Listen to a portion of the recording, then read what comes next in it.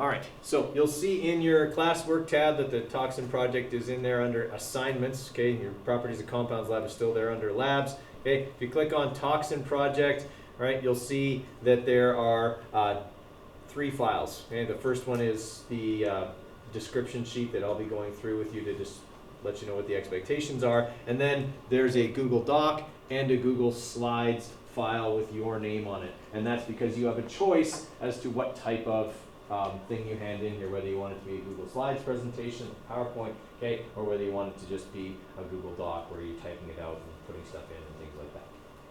On this laptop, it says google.com is blocked. Oh, because you have to click Add Person on the first screen, so you have to sign out. Okay, so you guys can decide which one of those you're going to do. Okay, that's entirely up to you. Whichever one you decide to do, delete the other.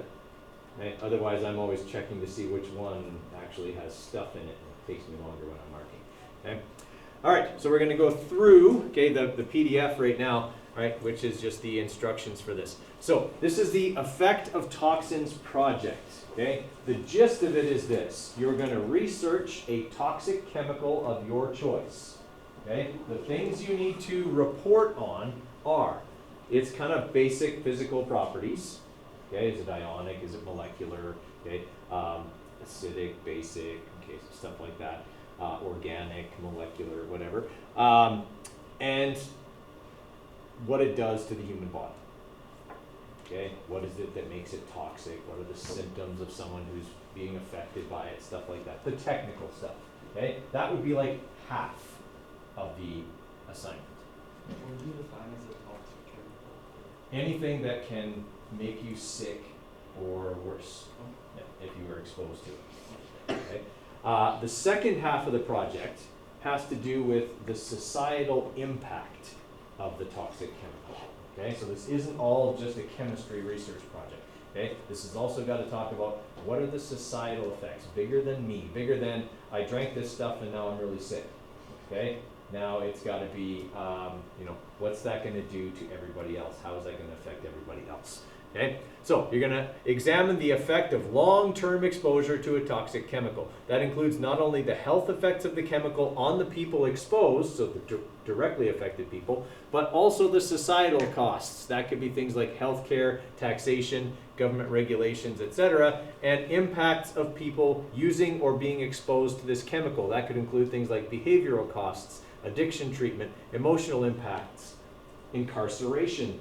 Okay, you know, that means being in jail, if you didn't know what that word is. So there's those kinds of things to consider. So if, for example, I choose to do my project on crystal meth, I mean, it's a toxic chemical, okay, you know, I would talk about all the, you know, chemical nature and how it's harvested, whatever they developed, not harvested, I guess, but how it's developed, okay, you know, and whatever. And then I would have to talk about, all right, the effects on other people, not just the user, okay, but on society in general are, and I need to talk about, okay, you know, how often does a person who uses crystal meth end up in a hospital, okay? Why does that have a societal effect? Because they're in the hospital. Okay, because they're in the hospital, but who pays for that? Taxpayers. Taxpayers. That's you. Well, maybe not yet, but it will be, because there's only 2 certainties in life. Death and taxes. Okay, so you will pay for that, okay, eventually. All right, and that's okay, because we as Canadians, that's what we believe. It's our job to take care of each other, okay? We pay taxes to pay for health care because we don't think someone should go to the hospital when they're sick and come out financially ruined, okay? That's just how we think, right or wrong, that's how we think, okay?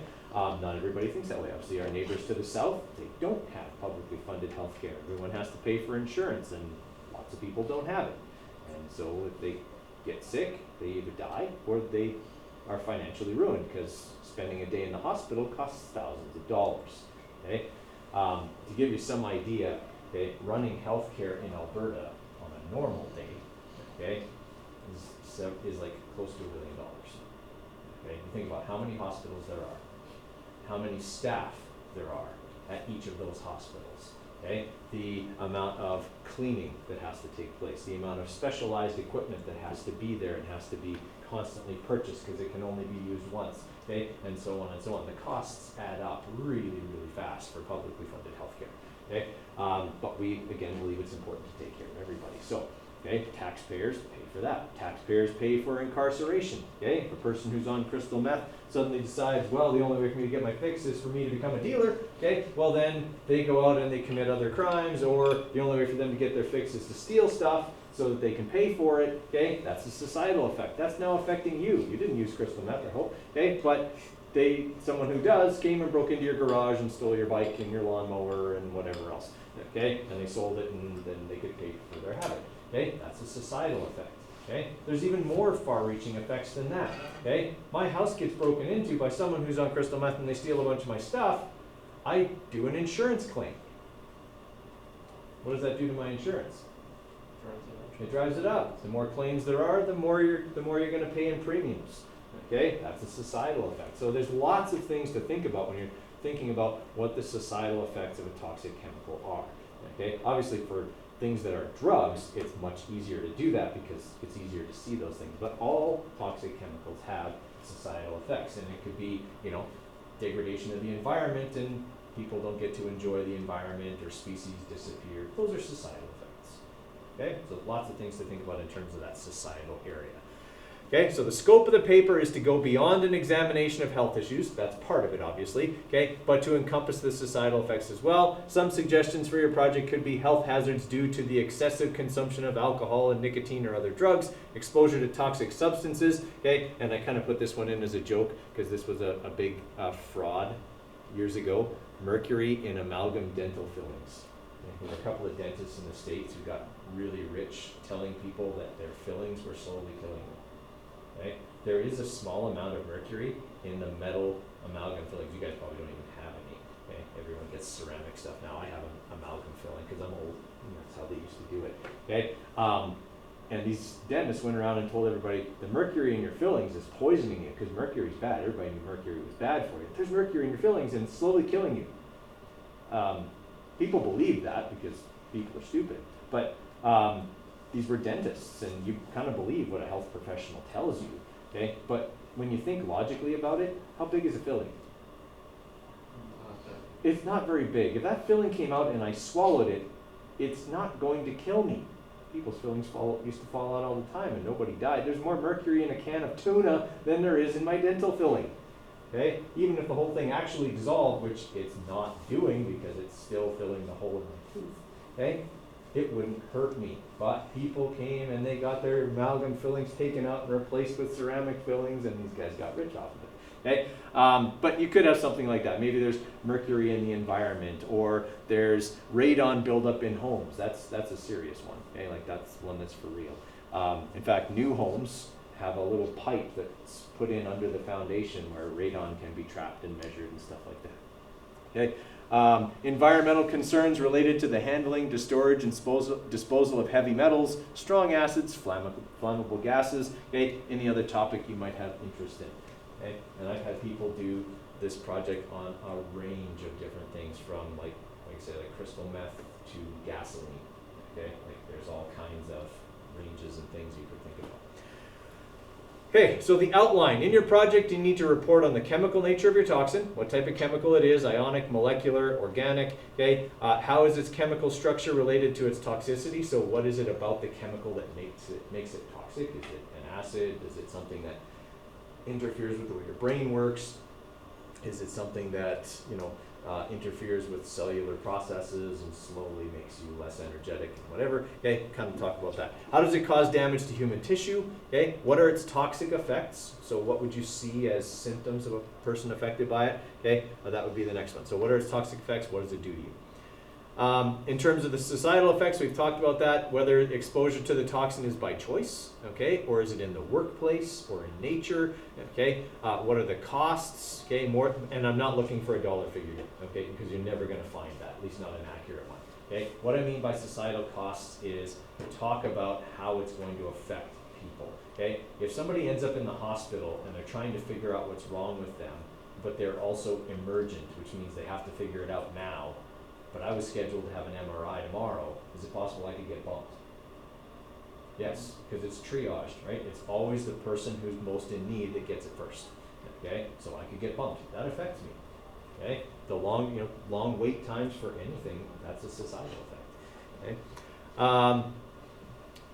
lost my place. Man hours lost to illness, okay? That can be another one, okay? That's huge in both private and public sector, okay? A lot of money gets lost essentially when someone is sick. I'll give you a prime example. If I'm sick tomorrow, okay, will there still be somebody in front of you tomorrow? Okay, I still get paid. I have a certain number of paid sick days. So to teach this class, if I was sick, costs twice as much that day. That's man hours lost to illness. Okay, it costs money, it costs the taxpayer money. Okay, in the private sector, okay, somebody who's supposed to be in charge of monitoring the construction of something and they're pouring the concrete and they're not there, okay, that could affect how that project goes or whether it has to be stopped and maybe delays are costly, okay, things like that. So man hours lost to illness is kind of a big one. Okay, do we have to actually build specialized treatment centers? Taxpayers usually pay for that. Imaging facilities, okay, we're seeing more and more kind of private MRI and ultrasound and imaging facilities popping up everywhere. Okay, so those are societal costs in general. Okay, does the government have regulations related to that toxin? Are there exposure limits, age regulations? Is it legal to possess it? Okay, so for example, a ton of the stuff that's in our chem lab is not stuff that average Joe Canadian can just go out and purchase. Okay, we have special permits to have that stuff on site because obviously in the wrong hands it could be used to do all kinds of things. Okay, make explosives, make drugs. Okay, I mean you've all seen Breaking Bad, right? So that's something you have to be worried about. Okay, and then lastly, an opinion. Based on what you learned about this toxin, what are your feelings on it? Should it be banned? Should there be greater restrictions or lesser restrictions put on its use, disposal, etc.? Okay, so questions on what the expectations are there. Okay, citing your references. So you're going to be researching this, you're going to be using Google, okay, to find stuff. You need to cite your references. That is, you need to give credit to any person that you use their information. Okay, this is where I give a little quick plagiarism talk. Okay, copying and pasting somebody else's stuff into your report does not qualify as doing a research project. That's plagiarism. Okay, plagiarism is bad. Right? It's basically stealing. It's the stealing of ideas, but it's still stealing. Okay, and it's misrepresentation. It's also lying. Okay, you're basically trying to pass off somebody else's work as your own, and that's not fair. You don't really learn anything from doing that. Okay. The other big problem with plagiarism is at this level, yeah, you get in a bit of trouble. Maybe you take a 0 on the report if I catch you. That would suck, but it's not the end of the world. University, you get caught plagiarizing and you get punted. Okay, they have a 0 tolerance for that. If they catch you plagiarizing in university, they will kick you out. Okay, and that follows you around like a criminal record. It's hard to get into other universities after that happens. Okay, so you don't want to get in the habit of copying other people's stuff, and it's rampant, unfortunately now. Okay, because it's so easy to do it.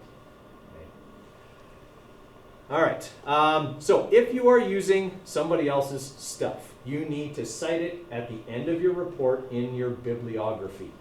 Okay, so you'll have a section at the end of your report, either on a separate slide or on the last page or something like that, and it'll be your references cited or bibliography, whatever you want to call it. Okay, and in there, you will give me the information about the places and people that you got information from. If if let's say a member of your family, is in nursing or is a doctor or something like that, and you want to ask them what it looks like when someone comes in with this, addiction or ailment or something like that, you would cite it as simply personal interview with so-and-so on whatever date. That would be easy enough. Okay. If you're using a website, then you have to cite it like this. Okay, so it's already on this sheet, so you can see what you need. Okay, you need the author's name. Surprisingly, that's like one of the hardest things to get. Not everybody puts their name on everything anymore. Take that as a sign.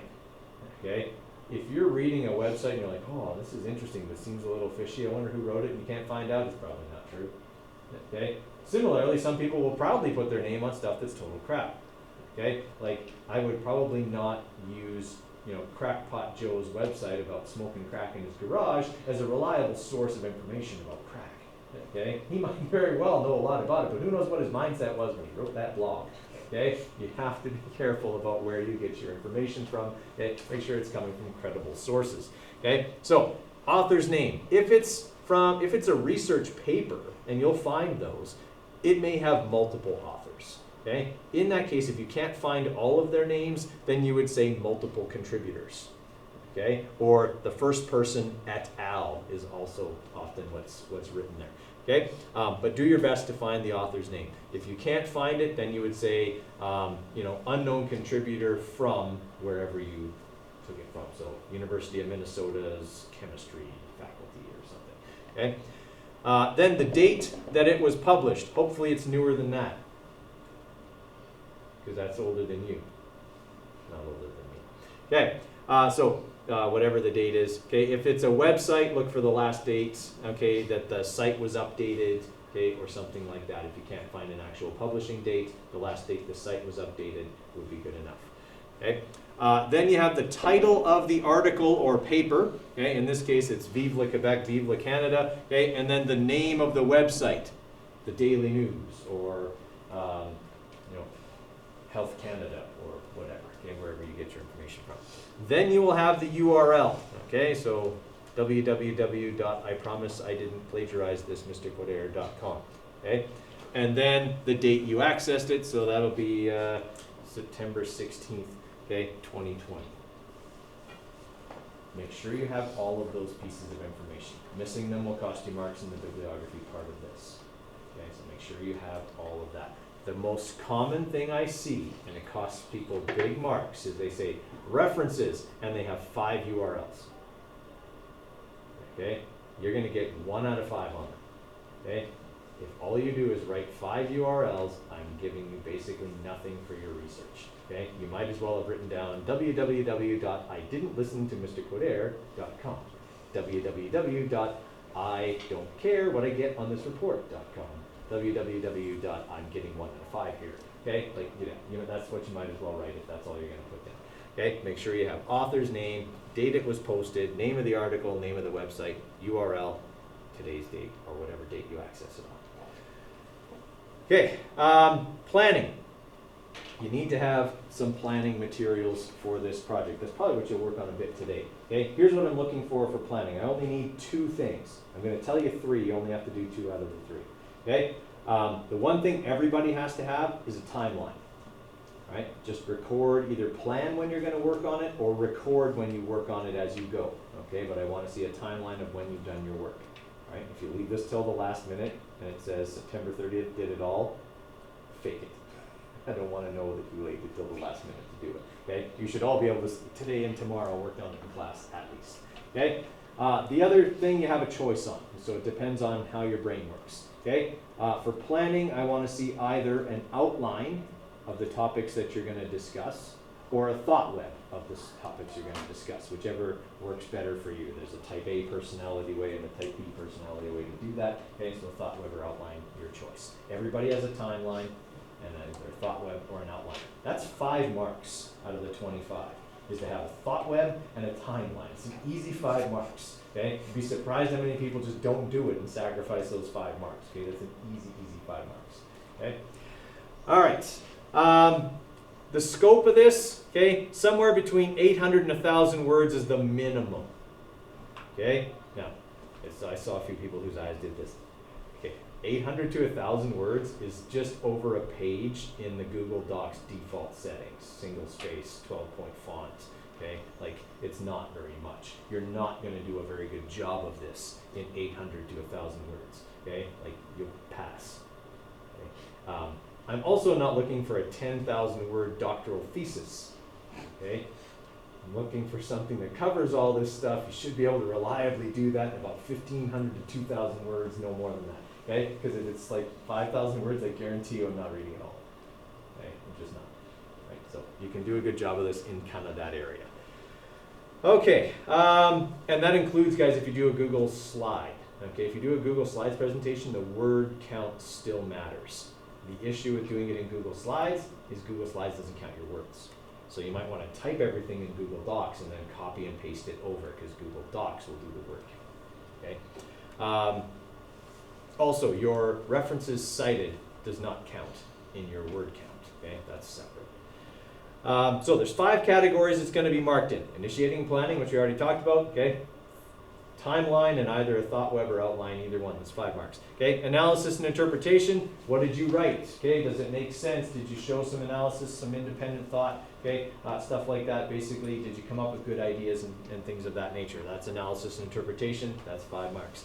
Communication. How well did you communicate your ideas? So when I was reading through your project, did it flow well? Okay, were your ideas tied together? Okay, did it, wasn't full of spelling mistakes and grammatical errors. It wasn't one long 1,500-word sentence. I once had a project that had a capital letter at the beginning and a period at the end and no other ones in the middle. Okay, it literally was a 1,500-word sentence. Okay, it's like the most psychedelic thing I ever read.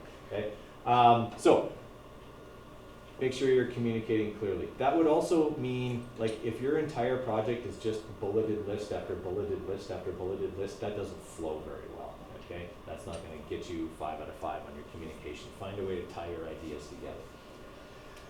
Okay, research and investigation. So that's your references cited. You need to have at least 5 references in this format, okay? Or if you interviewed somebody, then obviously it would just say personal interview with so-and-so, okay? But 5 references minimum, okay, for this project.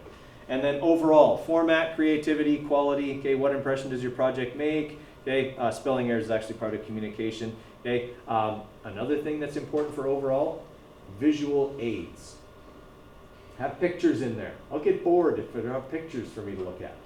Okay, so make sure you put some graphs or gross pictures of a smoker's lung or something, okay, in there, okay, to kind of illustrate your point. Don't pick things obviously at random. Make sure they fit with what you're talking about, but there should be visual aids in your project.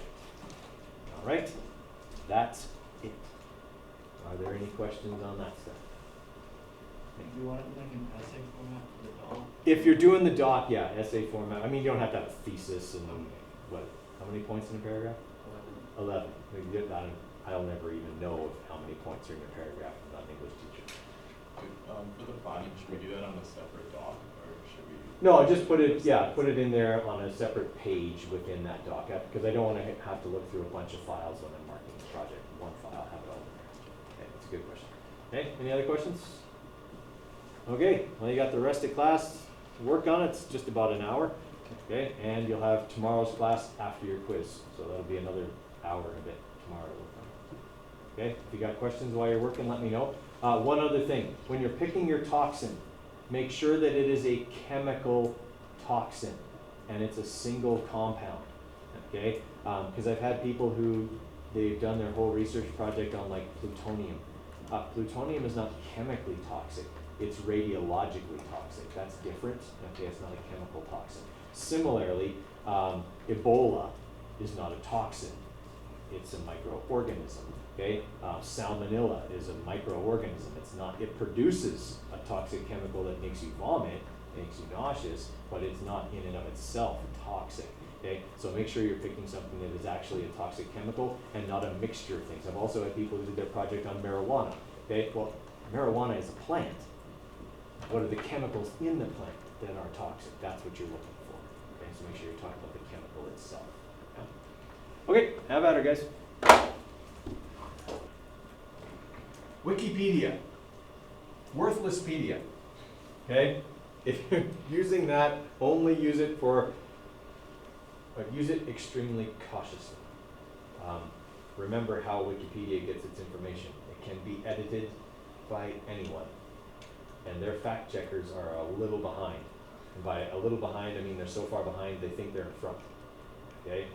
So be mindful of that, because I had a person who brought their Chromebook up during this project a few years ago, and they're like, "Hey, Mr. Coder, did you know that Adolf Hitler died of a crystal meth overdose?" I'm like, no, that's news to me. I thought he died of a case of Luger in mouth pulling trigger, okay? Because that's what happened, okay? And the Nazis invented crystal meth, that's how they had the Blitzkrieg, but he didn't die from that, okay? So yeah, just make sure, and it actually said that in Wikipedia, but it got edited out later, okay?